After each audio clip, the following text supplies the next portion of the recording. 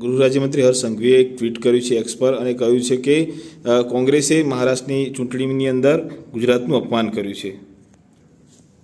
ગુજરાતના ગૃહ રાજ્યમંત્રી શ્રી બંધારણના પવિત્ર દિવસે પણ સત્ય બોલતા નથી। મનગમતી વાત કરવી એ એમનો નિયમ છે। ભાજપાના નેતાઓની ઓળખ છે, સરકારના મંત્રી અને સંત્રીની પણ આ ઓળખ છે। પણ હું ગૃહ રાજ્યમંત્રીશ્રીને પૂછવા માંગુ છું અને સમગ્ર ભાજપાની સરકારને પૂછવા માંગુ છું કે બંધારણના 26મી નવેમ્બર 1949ના દિવસે બાબા સાહેબ આંબેડકર સાહેબે અને બંધારણ સભાએ જે આ બંધારણને સ્વીકૃતિ આપી એના 75મું વર્ષ છે અને તે દિવસે તો આપ સત્યમાં બોલો।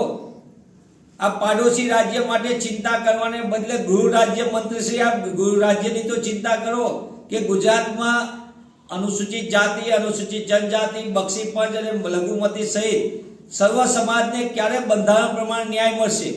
ગુજરાતના બાળકોને ક્યારે શિક્ષણનો અધિકાર મળશે?